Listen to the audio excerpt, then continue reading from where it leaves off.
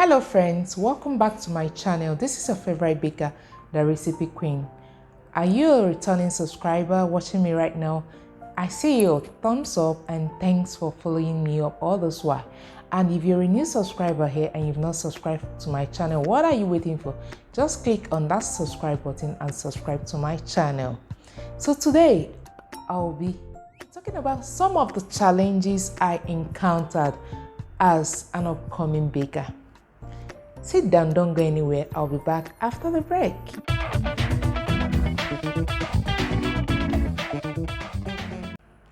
So welcome on board. As you can see, the Recipe Queen is a baker, and not only a baker, I'm also a cake decorator. I'm based in Lagos, Nigeria. So what do I have to say about cake business? The baking business per se is a very, very interesting one. As a beginner, as an upcoming baker, it's not always easy. You know, when you grow, at times, when you look back down the memory lane, you remember a lot of things that would have made you quit. You remember a lot of things that would have made you give up. But one thing in life I always believe in, as a successful business man or woman, no matter the challenges you pass through, no matter the challenges that come up, it's not good to give up. Keep thriving, keep pushing, because someday, whatever you're looking for, you will get it. Someday, that height you attempt to reach, you will be there. So in my own case, I started baking far back, that should be 2008 precisely, but I ventured into the business professionally in 2009. And back then, it was not so easy for, would I say, people like me, upcoming bakers, because we had a lot to deal with. In my own case, the number one challenge I encountered was how to get customers. Without having a shop, just being a home baker, doing the business and wanting people to come and patronize me. So that was the number one challenge. Back then, it was so difficult to get customers. But there was something I always did that really helped me. I always made free cakes back then. I would make free cakes, I would share to my friends, my neighbors, my family members around. I would tell them to help me give it out to people as well, to help me reach out to people. Tell them you have someone, you have a sister, you have a friend that bakes very well and you need to patronize her. So I was doing this on a daily basis. So gradually things started turning around. Gradually people started knowing me, and the essence of even giving them free cakes back then was that whenever they tested it, I also wanted them to give me feedback on how my cakes were like. Whether the cakes were okay, whether it was oily, whether it was... I was looking forward to both negative and positive feedbacks. So then, marketing yourself as a baker, especially upcoming baker, then was not so easy. So you will have to spend a lot to get customers. So I made free cakes for people, and somehow I would say that worked for me in one part, but it wasn't the main thing that helped me also to grow. Because I now found out that most people, yes, gave out my cakes when they had some to give out, but I also noticed that a lot of people were just eating it and they wouldn't even advertise for me, and at the end of the day, they would still come back to take more free cakes because they want to eat cake. So but I didn't mind all this. I kept doing what I was doing, not until the time I had to stop. So getting customers then was so difficult. And even till now, as an upcoming baker, maybe when you, now I'm no longer an upcoming baker, I'm now a professional baker, I've passed through all those hurdles, but I believe I'm talking to some upcoming bakers as well. When you're starting up your business, there is this challenge too of getting customers, of how can I get customers? First of all, you have to give to get. You have to also give out free cakes to people that really matters. Now, you don't just give you don't just give people cakes anyhow. Look out for those people that can reach your target audience. Look out for people that can reach your target market. Okay, if you have a friend that is a banker, if you have a sister that is a banker, maybe you can do small free cakes, package them well, give it to the person. Please help me give your colleagues, tell them you have a sister, tell them you have a friend that makes good cakes. Please let them patronize me. Now, by so doing, you know that that person will not eat those cakes alone. That person will have to help you out. So look out for the people that really need to advertise your business for you. Look out for that target area, that target market that will help you grow. So in the course of also giving out free cakes, I was looking for other ways too to get customers. So I kept struggling with this issue of getting customers. Then there's another thing I did. Then I used to have those newspaper vendors that will come around. They will knock and ask me whether I want to buy papers, I want to buy magazines and all that. So at the time, I thought of these people might be of help to my business. So why not engage them? So I had like 2 vendors that I really worked with. So I now engaged them. I told them, see, how much will you charge me for me to give you my flyers to share across to people, so that whomever you're selling this or your newspapers to or your magazines to, they will have access. They can see my flyer, and by so doing, who knows, they might keep it. They might also need my services. So I thought of this and I started it. When I discussed with these men, they were like, Madam, you have to pay, but not so much. And I bargained, and at the end of the day, it clicked. So what I was doing, every month, I will give them a little tip. Then I'll give them some of my flyers. So what they used to do then, each paper they're selling, they'll have to put in all those flyers inside the newspapers and magazines. So whomever they're selling the papers to, my flyers will be inside. So I think I got few people from that medium as well. They called me and told me that I think they saw my flyer, they needed cake and all that. Some will inquire and they won't come back. Some will inquire and stick to it, and I will do the jobs for them. So that was how I continued looking out for customers.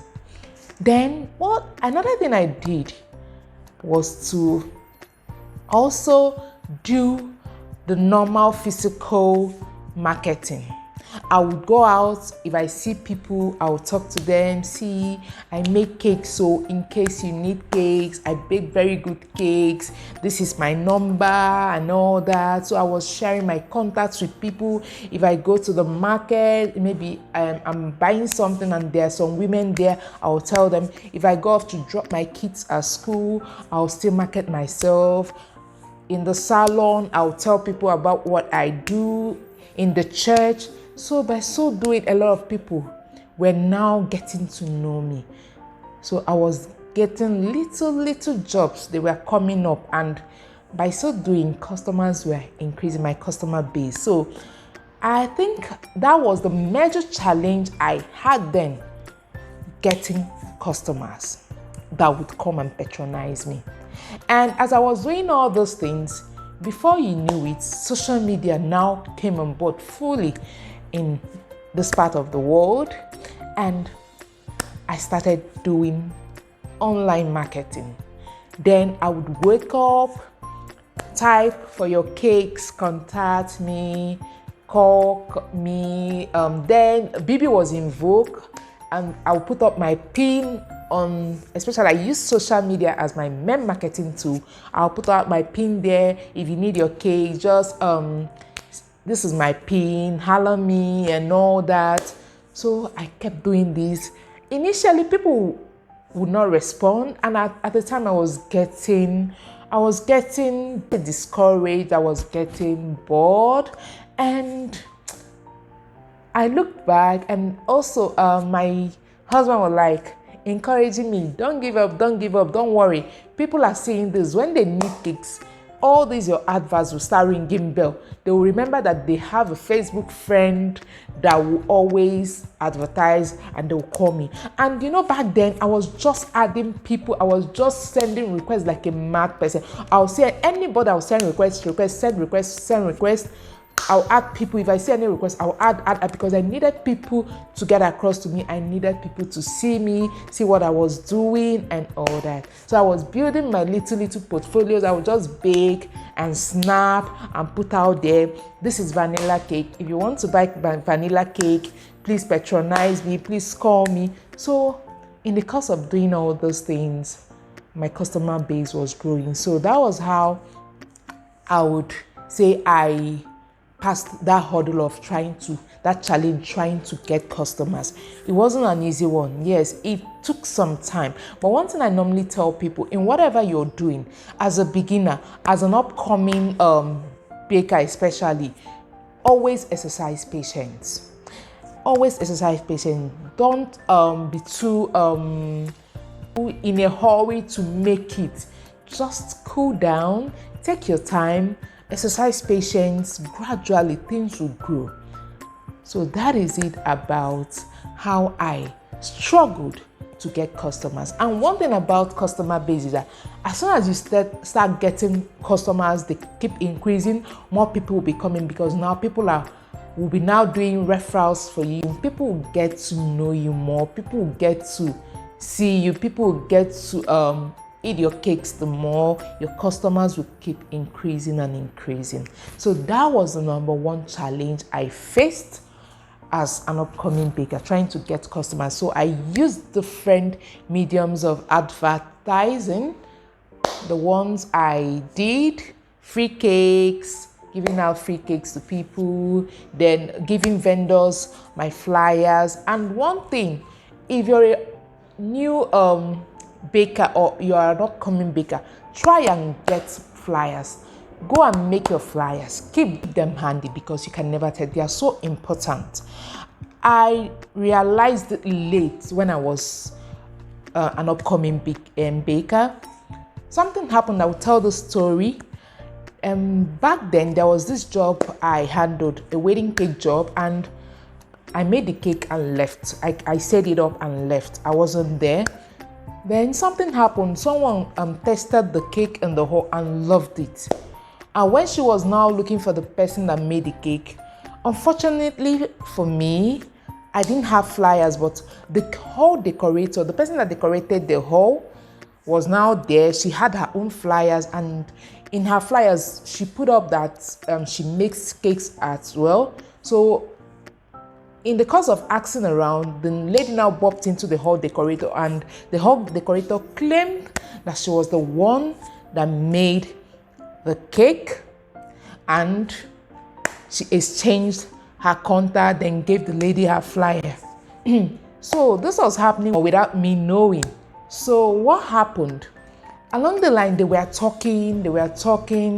So when it was now time to mobilize her, to give her the first part of the money she demanded for, the lady in question, that's the guest in question in our wedding, she lost the flyer, and she didn't really save the hall decorator's number.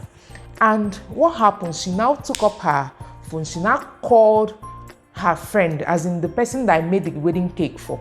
She was like, please, that lady that made your cake for me, can you give her my number to call me? Or even, okay, give me her number. I've been calling her all this while. Let me talk to her. I want to mobilize her for my wedding. So that my friend, the person I made the wedding cake for, gave her friend my number. So the lady now called me. Hey, hello, I've been calling you all this while. Sorry, I lost the number. I want to now give you some part of the money that you asked for, as in for the job and all that. I was like, are you sure we've talked before? She now said, were you not the one that made Onyinye's cake? And I said, yes, I was the one, but I don't remember talking to you or on phone or whatever. discussing any business with you. She was like, please, can you send me your address? I need to see you. So when she now came, she was like, you're not the one I met in the hall the day, as in I was looking for the person that made the cake. And I said, that wedding, I just kept the cake, set it and left because I had other things to do. So she was like, man, she met someone else and the person told her that she was the one that made the cake, and they exchanged numbers and they were talking about. And I said, sorry, I think you're referring to the hall decorator, and I don't have her number. I don't know her. I don't have her number.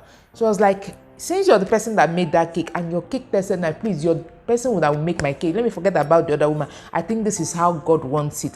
So from there, we started talking, and at the end of the day, I made her wedding cake. One lesson I learned was that as an upcoming baker, I would have also made my flyers, as when I put it up, maybe she would have seen it on time and all that. So I would have asked every upcoming baker here, when you're starting up your business, please make flyers, keep them handy because they will go a long way to help. So that was what happened. So now let me go into the next challenge I faced as an upcoming baker.